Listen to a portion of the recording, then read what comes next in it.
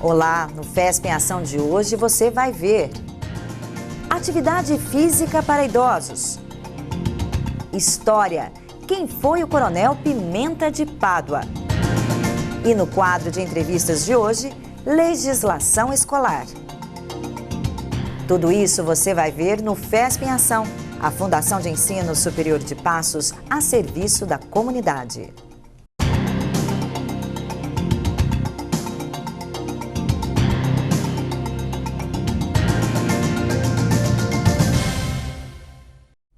No nosso quadro de reportagem, hoje vamos ver a importância da atividade física na terceira idade.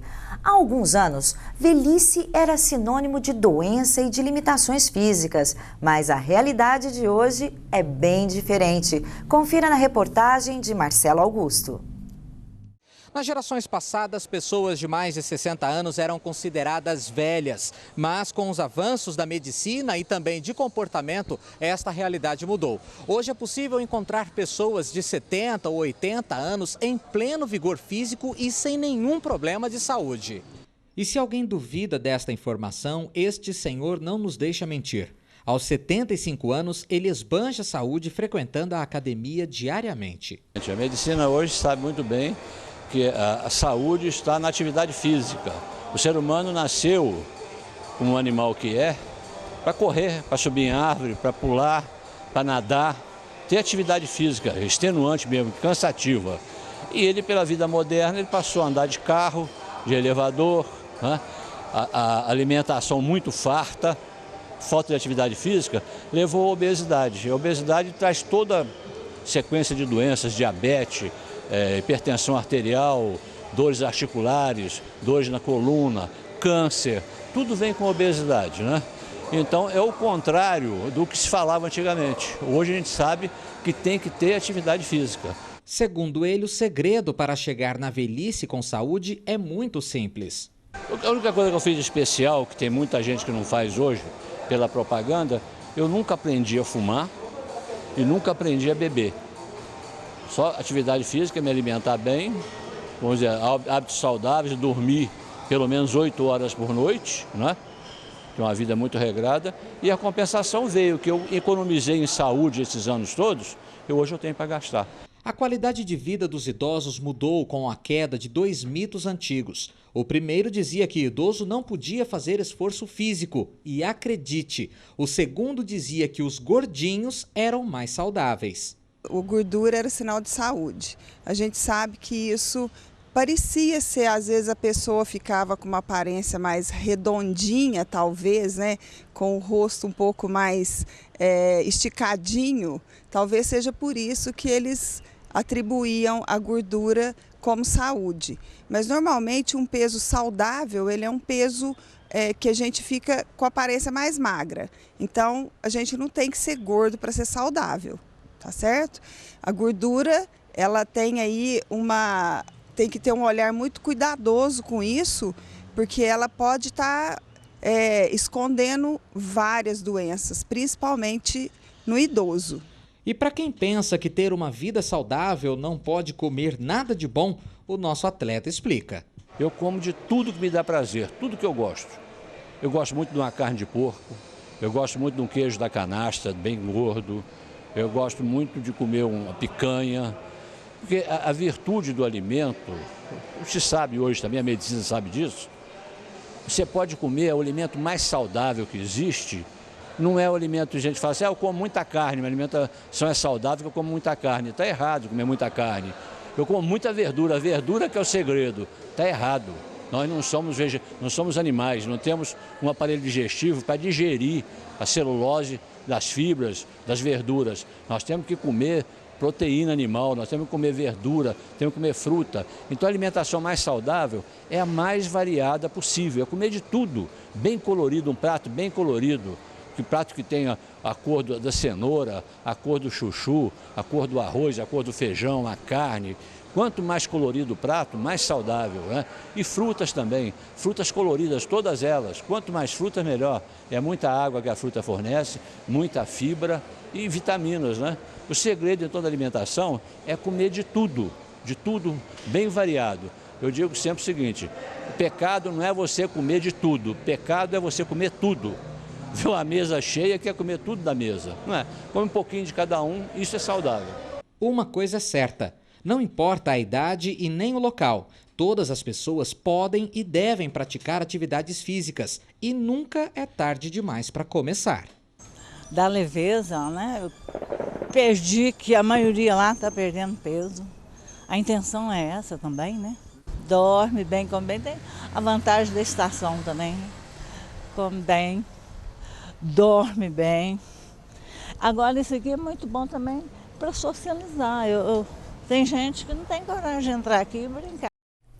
Seguindo essas dicas, podemos envelhecer com saúde e o mais importante, devemos sempre buscar a alegria de viver. Aí tudo dá certo. No próximo bloco, o quadro Você Sabe, com o historiador Luiz Ferreira, vamos conhecer quem foi o coronel Pimenta de Pádua, da cidade de São Sebastião do Paraíso. Já, já.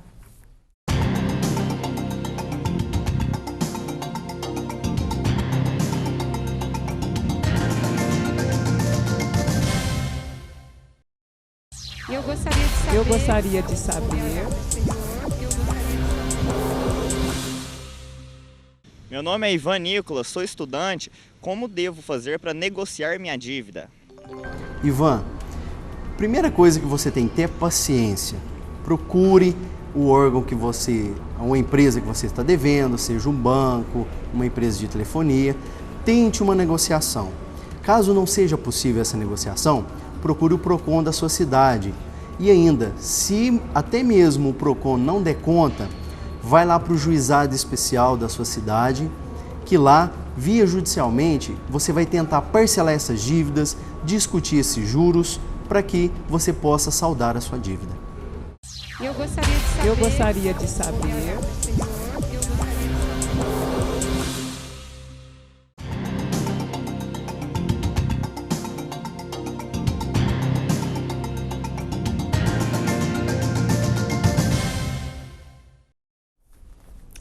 Você está assistindo ao FESP em Ação, a Fundação de Ensino Superior de Passos, a serviço da comunidade. E nós vamos agora até São Sebastião do Paraíso, onde é transmitido o programa FESP em Ação. Essa cidade é conhecida por suas tradições, como a Congada e a Cidade dos Ipês, terra de gente simpática e hospitaleira. São Sebastião do Paraíso foi formada por várias personalidades importantes e uma delas nós vamos conhecer hoje. Essa importante personagem de Paraíso dá nome a uma das ruas principais do município. No quadro Você Sabe de hoje, o historiador Luiz Ferreira, nosso parceiro, vai nos contar a história do Coronel Pimenta de Pádua.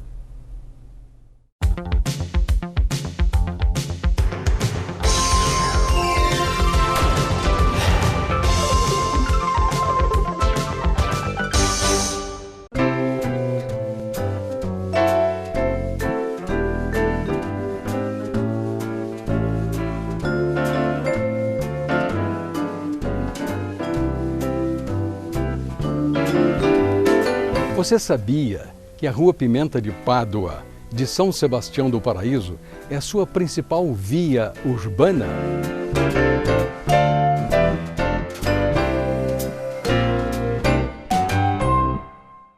Pois é a homenagem ao coronel Antônio Pimenta de Pádua. Ele foi uma figura importante na vida paraisense. Ele era natural de Lavras, filho de Luiz Pimenta Neves, nascido em 1847 e falecido aqui em Paraíso em 1938. Ele foi fazendeiro abastado, chefe de família das mais numerosas e importante, casou-se 2 vezes, deixou numerosa descendência. Então, quando ele faleceu, ele foi prefeito também. Prefeito de Paraíso 2 vezes no Império, no tempo do Império, 1887 a 1890. Foi vereador por 2 vezes no Império e na República. Ele foi também delegado de polícia e juiz de paz, que era um dos cargos mais importantes, escolhido entre os homens de bem da localidade. Então, em homenagem a essa pessoa extraordinária, então foi que a nossa principal via pública foi denominada Rua Pimenta de Pádua, onde o comércio flui, onde é o centro comercial e empresarial de nossa cidade. Então, vocês estão conhecendo um pouquinho da história de Paraíso através da Rua Pimenta de Pádua e da personalidade espartana que foi o Coronel Antônio Pimenta de Pádua.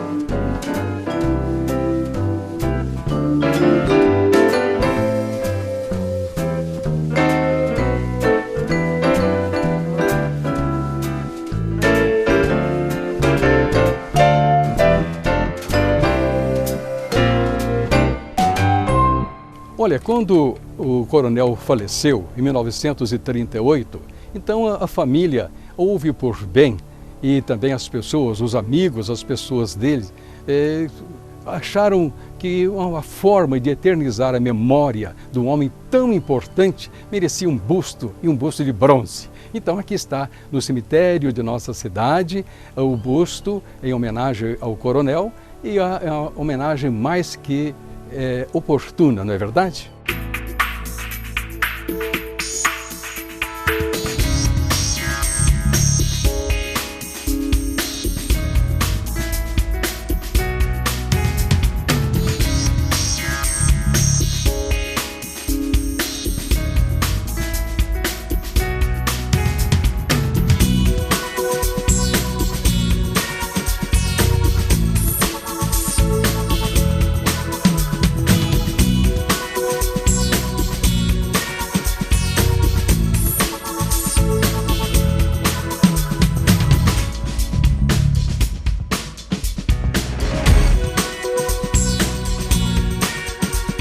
Por hoje é só, ficamos por aqui, até o nosso próximo encontro, trazendo alguns momentos, alguns flagrantes da história de São Sebastião do Paraíso.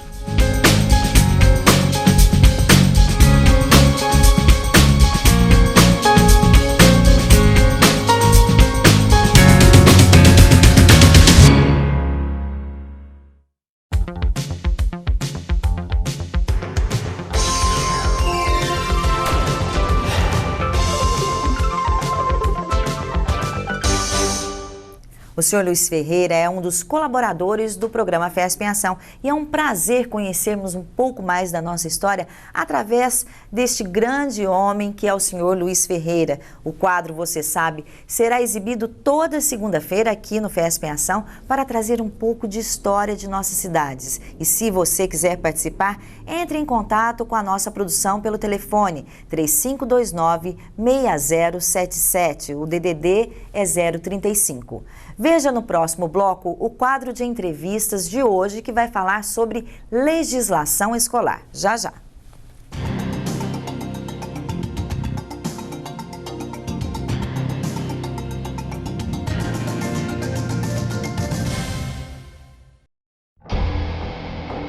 Quando uma pessoa provoca alguém como ele na rua, não tem ideia do que ele é capaz. Sou capaz de deixar pra lá. Minha vida vale muito mais do que qualquer briga ou discussão. No Brasil, centenas de pessoas são mortas por motivos fúteis. Conte até 10. A raiva passa e a vida fica. Paz. Essa é a atitude. Uma campanha do Conselho Nacional do Ministério Público e ANASP. Apoio Cinep MG. FESP. Mais que educação. Responsabilidade com o futuro.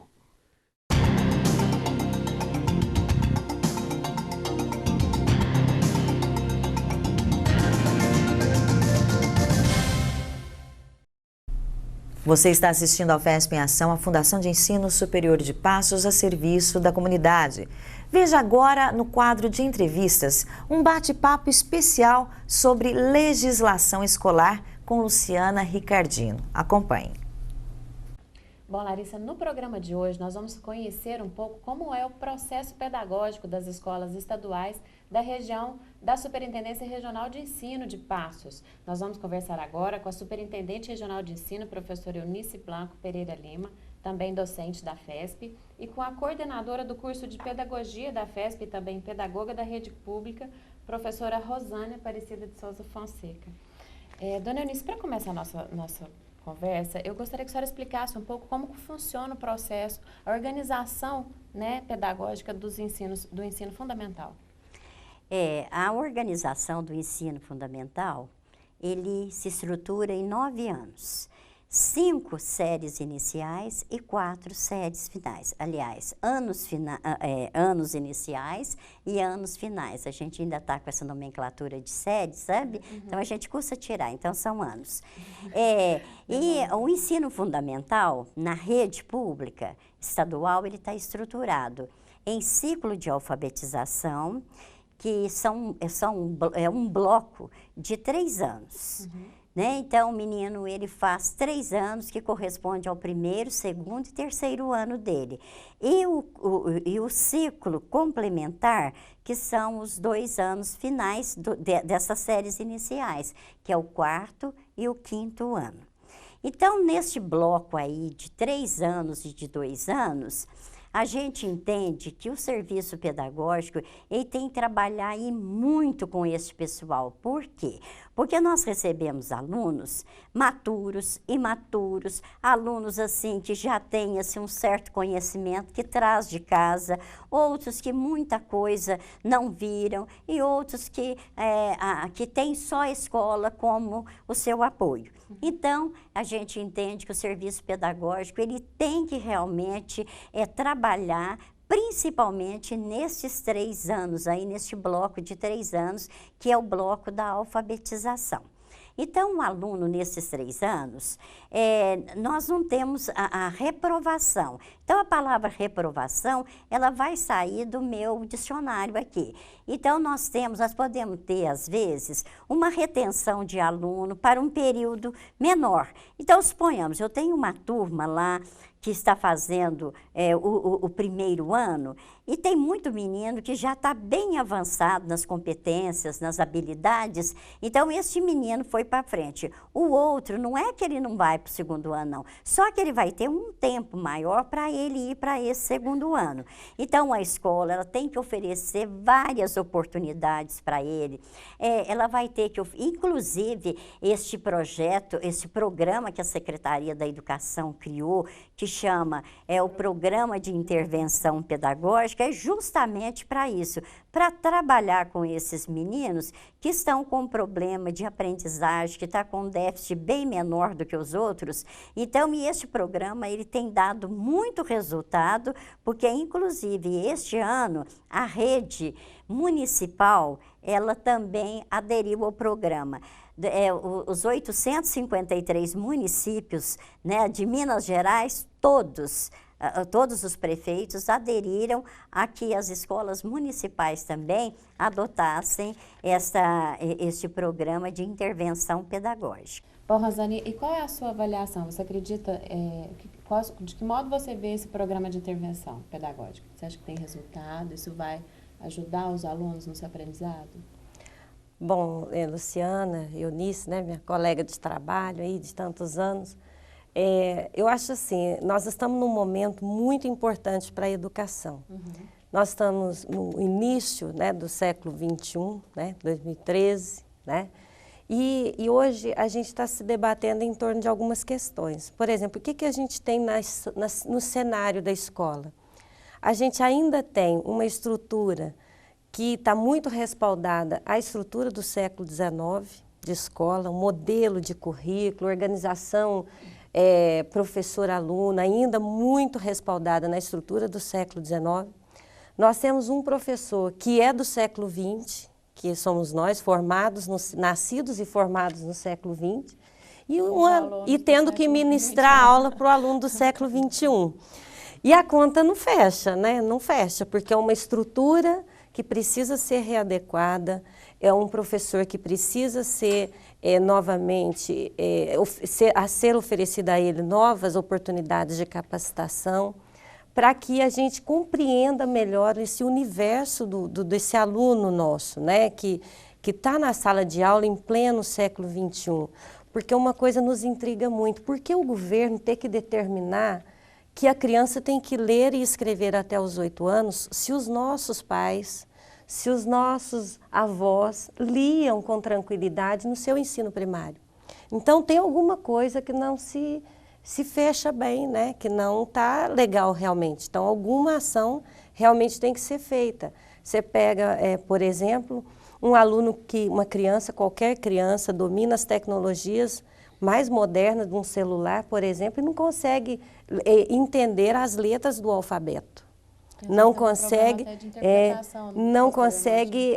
soletrar, né? Chega até o 5º ano do ensino fundamental, mal soletrando e dominando as tecnologias, dominando o computador, dominando o celular, né? Então, todo esse momento que a gente está, nós, pedagogos, tentando nos adequar às novidades, né? A secretaria, como a Eunice coloca, também correndo atrás, né, para resolver essa questão, porque os nossos alunos, eles não são menos capazes do que nossos pais, do que nossos avós, que liam e escreviam no ensino primário que o Brasil oferecia no século XX, no século XIX, né? Mas que tem alguma coisa errada no processo de ensino, né? Na estrutura da escola tem. Então, eu acredito que realmente a escola tem que pensar. Eu acredito que essas definições do Conselho Nacional de Educação, no sentido de focar na promoção do aluno, né? É um dos caminhos, porque se nós temos alunos inteligentes, né, desenvolvendo tecnologias e sendo reprovados na escola, então a gente tem que pensar que pode ser algum equívoco do processo de ensino, né? Então e aí reforçar, mas reforçar, como disse a professora Eunice, verdadeiramente, não só com a legislação, né? Estruturar as escolas, né, para que elas consigam profissionais para trabalhar extraturno, né? Valorizar melhor os seus profissionais, né? Para que eles se capacitem sempre, tenham acesso às tecnologias também. Então, eu concordo, eu acho que o plano de intervenção pedagógica ele é extremamente necessário, né? Justamente para a gente conseguir atingir esse aluno do século XXI, que está aí com uma disponibilidade tecnológica enorme, mas que não consegue escrever as letras do próprio nome. Às vezes até interpretar também na hora que eu Justamente. passo a fase da alfabetização. Quando a Rosane coloca, né, que nós fomos formados, né, no século XX e a gente está atendendo hoje meninos do século XXI, realmente assim, foi uma distância assim, muito grande e que a gente está correndo atrás do prejuízo porque esse programa de intervenção pedagógica, ele pensa no menino e ele pensa no professor também, porque a secretaria ela está investindo demais no professor através de capacitações, trabalhar, né, o CBC, que muitas vezes o professor nem sabia que existia o CBC. O CBC são os conteúdos curriculares, né, nacionais. Então, muitas vezes o professor ele dava aula acompanhado por um livro ou um programa de ensino qualquer. Hoje não. Aliás, o CBC já existe há mais tempo, mas ele só tomou consciência desse CBC há uns 2 anos atrás, que aí nós começamos a trabalhar em cima do CBC, sabe? Inclusive essas provas que vêm, né, para avaliação sistêmica, para você avaliar o aluno, através do ProAlfa ou ProEB, que a gente vai ter as avaliações agora em outubro, justamente isso, você vai ter que fazer a avaliação dos meninos em cima do CBC. Então, quem não está trabalhando o CBC, os meninos vão sair mal. Por quê? Porque ele não está acompanhando também o que está exigindo dele. Bom, dona Eunice, então, para concluir, eu gostaria que a senhora me falasse qual a sua opinião a respeito da participação dos pais neste processo pedagógico, se ele tem que conhecer, de que forma que isso pode ser feito também. Eu acho que isso aí é muito importante, gente, até não acho, não, deve. Então, todo pai deve conhecer a escola que o seu filho estuda, o processo pedagógico, as atividades que são desenvolvidas na escola e ele também ser um parceiro da escola, isso é muito importante, tanto para o filho dele como para a escola. Tá? Certo. E, Rosane, gostaria de complementar com mais alguma? Não, eu concordo com a professora Eunice, né? É isso mesmo. Tem aquela frase famosa, né, que diz que quem ama, cuida, né? Então, cuidar é ir até a escola, participar junto com a escola, estar atento ao desenvolvimento dos filhos, né? E a escola quer sim, ela quer a participação e ela precisa da participação dos pais para que ela consiga desenvolver um bom processo de ensino. Tá certo, professora. Muito obrigada pela sua participação. Dona Eunice, mais uma vez, muito obrigada pela presença. Larissa, é com você. O FESP em Ação fica por aqui, lembrando que nós temos um encontro marcado para amanhã. E se você quiser participar, ligue para o 3529-6077 DDD 35 e aguardamos você amanhã. Até lá!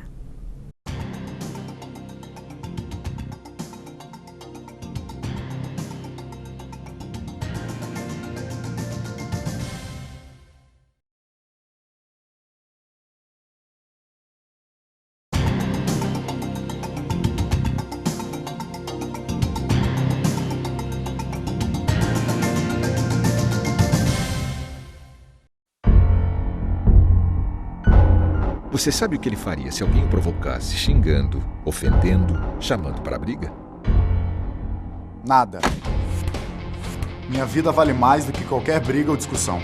No Brasil, centenas de pessoas são mortas por motivos fúteis. Conte até 10. A raiva passa, a vida fica. Paz. Essa é a atitude. Uma campanha do Conselho Nacional do Ministério Público e ENASP. Apoio Sinep MG. Eu gostaria de saber. Meu nome é Janaína Reis. Eu gostaria de saber como devo me vestir para uma entrevista de emprego. Bom, o vestimento de pessoas femininas, né, quando vai procurar um emprego, quando vai participar de um processo seletivo, a roupa tem que ser o mais natural possível, né, sem muitos exageros. Se for usar decote, não utilize decote. Se for usar uma saia justa, não use saia justa. Ou seja, tenha sempre um bom senso e vá para uma entrevista com uma roupa normal. Não vá querendo mostrar alguma coisa que talvez você não possa fazer naquele momento. E geralmente o que você precisa de pensar é uma entrevista de emprego, um processo seletivo é algo formal. Não é uma festa, então não precisa colocar roupa de festa e nem roupa do dia a dia, mas uma roupa que possa apresentar a sua identidade, uma vestimenta que possa representar algo formal. É isso, é dessa forma que você deve se postar. Eu gostaria de saber. FESP, mais que educação, responsabilidade com o futuro.